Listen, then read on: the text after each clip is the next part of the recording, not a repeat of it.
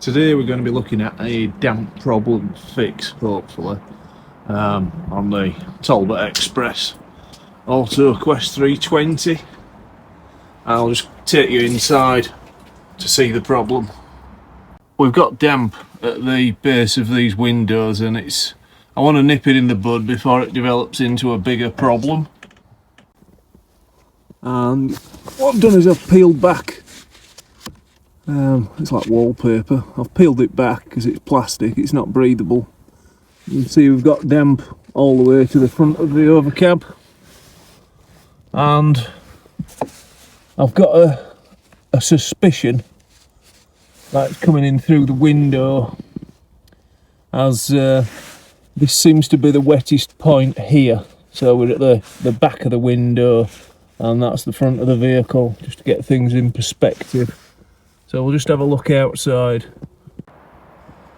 So that's the overcab window, and to the left all seems to be good, and then we get progressively damper around this point here.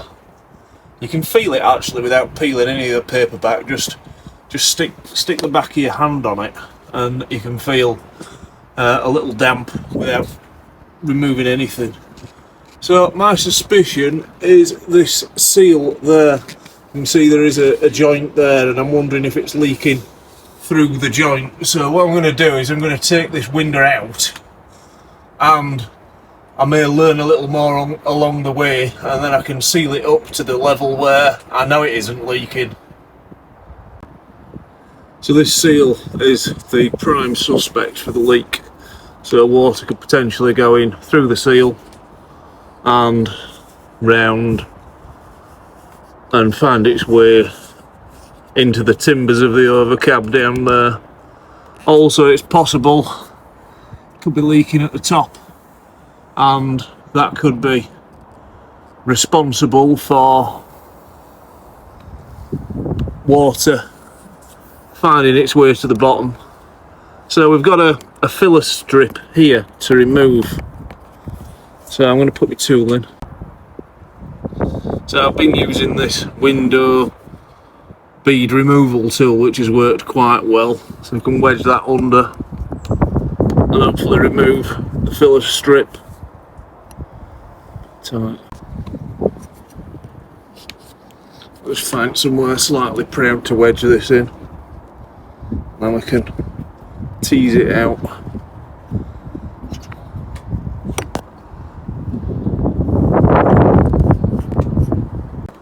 You can see the trapped water being given an escape path. So when we get it started, it gets a little easier. And I just want to gingerly remove it. I don't really want to snap it. I don't know how this rubber is, but it's feeling good to me. There's a join at the top. I do wonder if the join was at the bottom. It'd give the water a bit of an escape path, what's got trapped in it. So remove that. And I think I'll have a go at removing the window, as I need to really remove this seal just to see if I'm right. Because if I'm not, we've got problems.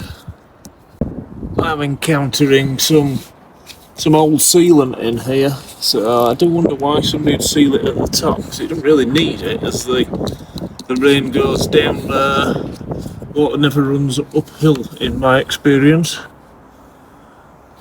So we'll continue to remove it. It's probably been in here before, unless that's the way they do them originally. So now the filler strip's out, I've got the window moving. It'll move up and down ever so slightly. So I'm going to push the window up and try and get a window tool in there. So I've made a start, we've got the tool behind it, and we've been careful not to exert too much force on it, as it will break, and that's the last thing I want to do, as replacements will be very costly, I'm sure. So I've managed to get the tool through now, and I can see we're going to reach a stage where, see, there's bits of silicone on there, don't really need it there, but it's been done nonetheless. Yeah, I'm wondering if the silicone all the way around it is someone's quick fix, or perhaps hasn't worked. So just leave around ever so gingerly, and hopefully we'll get to the point where the window wants to come out soon. So we've now got the window free, the gentle coaxing has paid off, and you can see there's quite a lot of clear silicone here. I do not think that that is original. So I'll remove the window and treat that with kid gloves. So let's remove the seal. Seems to be quite well stuck. It's not coming easy. Yeah, I can see here there's traces of moisture. So we'll keep me removing this seal.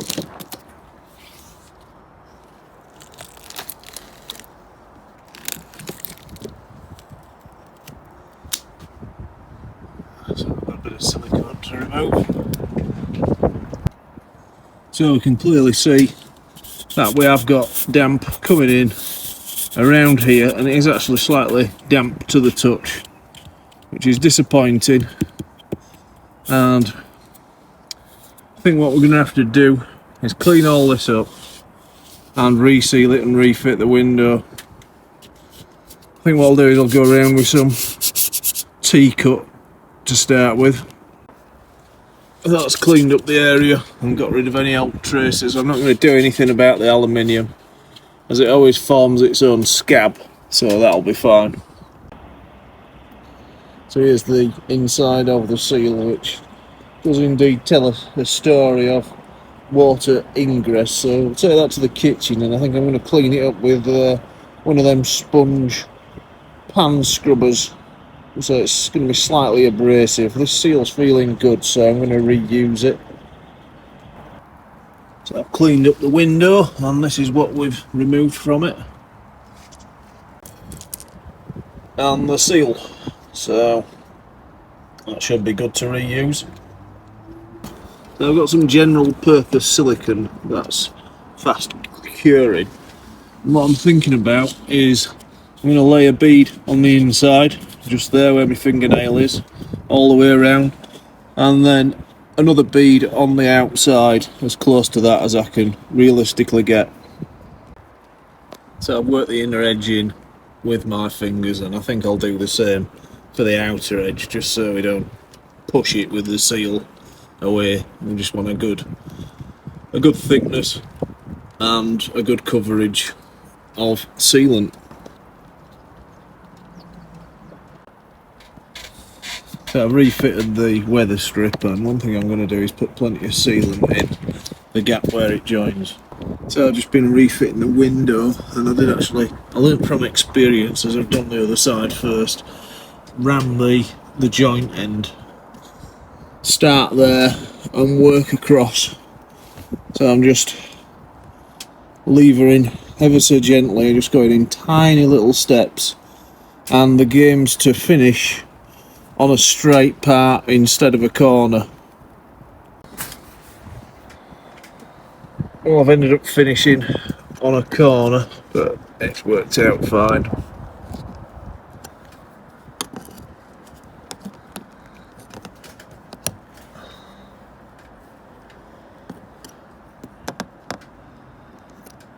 I'll just go in baby steps. I've got the window back in now, and what I'm going to do, I think I'm going to put a bit of sealant in there, because I've noticed this side of the seal is actually higher than the inside. So the alarming thing about that is, you can just perhaps see it there, it will allow water to go underneath the window and inside, which is exactly where we don't want it. Not the best design. Now it's time to refit the filler strip, and you can see it's a tapered shape. So we put the chunky end downwards and the thin end up top, and I'm gonna join it at the base of the window to allow any water out. It does actually go in easier wet than dry, but I found the back of a screwdriver helps just to force it in.